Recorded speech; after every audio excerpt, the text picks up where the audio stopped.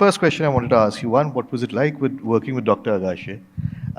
And what drew you to the film? And what drew you to doing Outhouse at this point? Because it's rare for us to see protagonists of a certain age. You know, they say we are a very, as even the trailer started with, your geared violence, of course, but towards the young, the young, the young.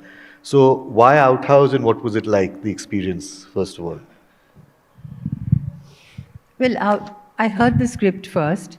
I absolutely love the script because it's a very simple story, absolutely simple, and there is no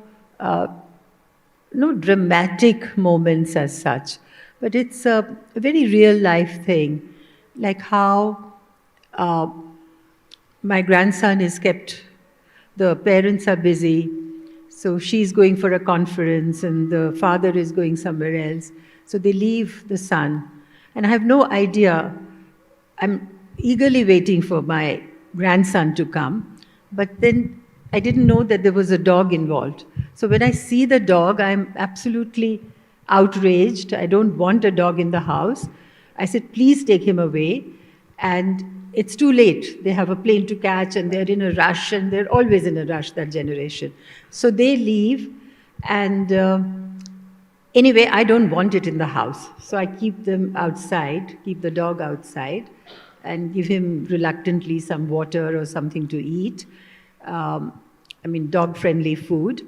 And then I go in.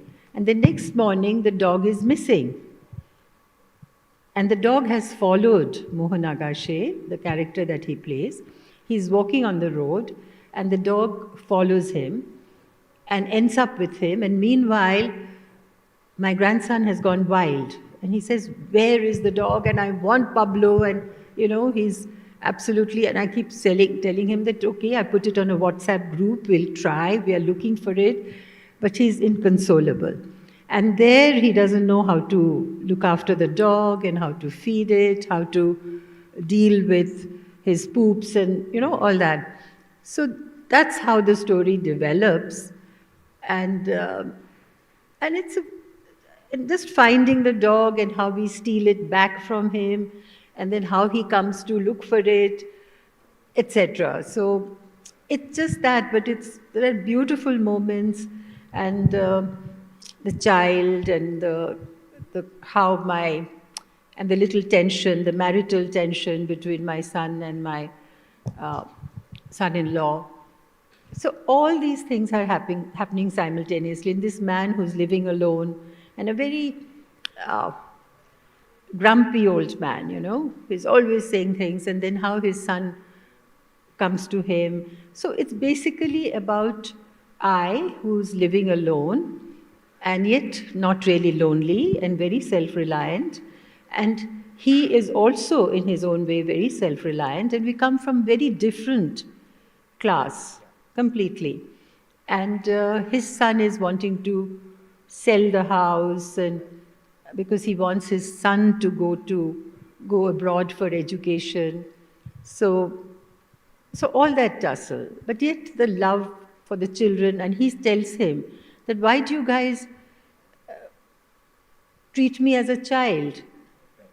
The tendency of the young towards the old is like to say that, you don't know what you're doing, and look after yourself, and, that kind of thing, a bit like treating them as a child.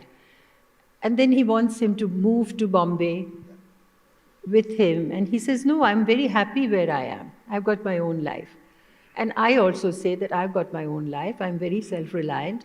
I don't really want to live with my children. So basically, it's about that. So this, what you just touched on, this, as one ages and as it need not be loneliness, but it can be solitude if you're good about it. But from even your personal life, how do you see, but even for the characters, there's angst in Apur from Apur Sansar, but there is also the loneliness or the dealing with that. How do you see dealing with being alone from when you were playing younger characters or in films with younger characters to now? Even when you mentioned Apur, that was also very interesting. Apur Sansar, I don't know how many of you have seen it.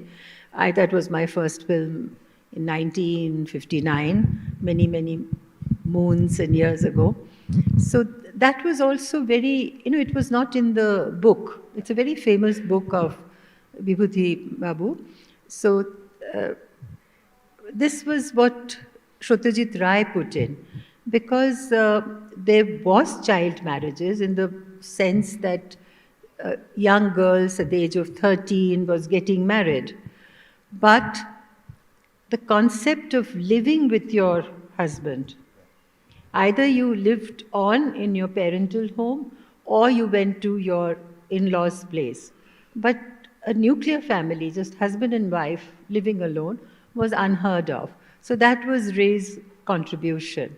So that was my first film. That, there is the loneliness of someone, character in Apur Sansar, or being alone and dealing with a world that's changing. And then there is changing as an aging character now, or dealing with children.